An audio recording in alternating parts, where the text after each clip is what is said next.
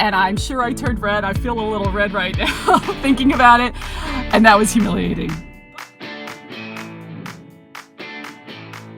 Hey everyone, today I'm going to talk about my most embarrassing moment ever in front of students. I was inspired by some friends over on a Facebook group of English teachers when they were commiserating about the worst things that have happened in the classroom. And one gal was talking about how last week she was working in the computer lab with her 7th graders, and one of the student computers was having problems getting the mouse plugged into the keyboard, and this kid was like jamming it in there, and she said on the Facebook group, she told him, she's like, don't just jam it in there so hard, you need to slide it in smooth, take your time. And as she was saying it, she started to realize, because all the 7th grade boys around her were like, what? And it just reminded me of how things can go south so quickly. So it's true, I have embarrassed myself plenty of times in front of my kids. I teach American Lit, and so I teach Huck Finn, and I talk fast.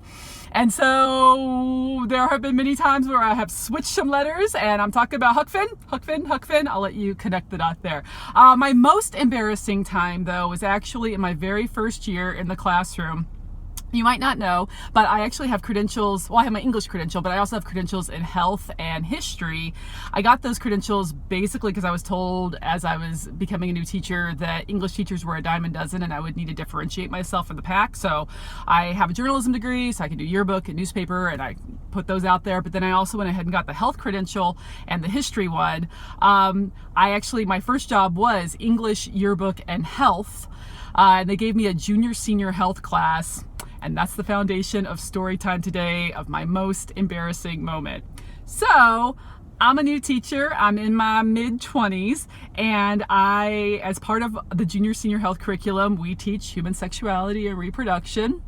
Awesome. So all the kids had their little signed consent forms from their parents and everything. And I was teaching in Northern California, which is a little bit more progressive, and one of the activities that we have late in the semester is contraception. And so a mentor teacher, a friend of mine, Debbie, who taught the class forever, she had this Tupperware box full of like every contraceptive thing ever invented, and I knew like almost none of them. Like I knew what condoms were and I knew what birth control pills were, but there was like all kinds of crazy stuff. So I had to learn it all so that I could explain it to my 16 and 17-year-olds. So on the big day, it's the day where, we explain how all the stuff works and we talk about the effectiveness or ineffectiveness rate of each device or approach or method.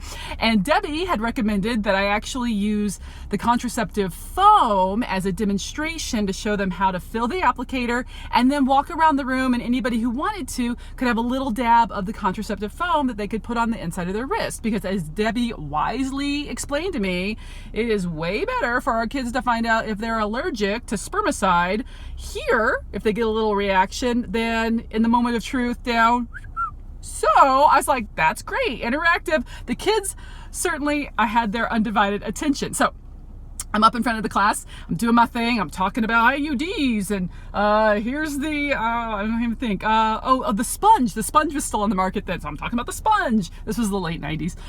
So then it's time for me to see if anybody's interested in finding out if they're allergic to Naloxone 9, the spermicide. So I take the little contraceptive foam. By the way, who uses contraceptive foam? I had no idea that that was even a thing before I became a health teacher. I had to explain that it was a thing to kids. So I shake up the little vial like Debbie taught me to, and I put the applicator on. The little like nozzle goes on top of the little can, and you're supposed to press it to fill it up. And it kind of looks like a plastic, like a tampon, kind of the plastic part of a tampon where it kind of like fills up and then you kind of like squirt the chemical up into your parts.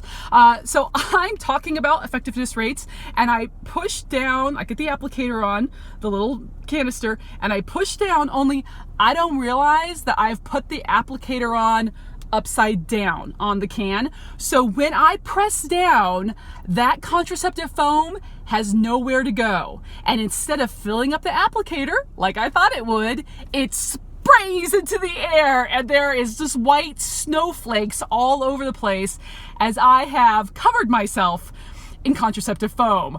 All my students, they gasped, and all the oxygen left the room. Everyone was like, no one laughed. I was impressed with them. They knew me pretty well at that point.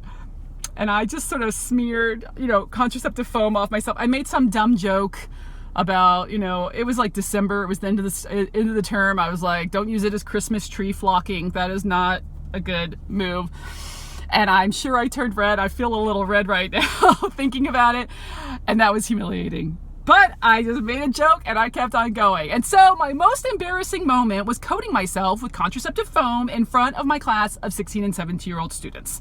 So whenever I have another mess up, like Huckleberry Finn, I just tell myself nothing will ever be as bad as being covered in contraceptive foam. So I hope that makes you feel a little bit better, that your bad day could never be as bad as that bad day. Hey, what is your most embarrassing moment? I want to share in your misery and your humor. New teachers especially need to know on those contraceptive foam days that they're not alone. So, hey, leave a comment down there.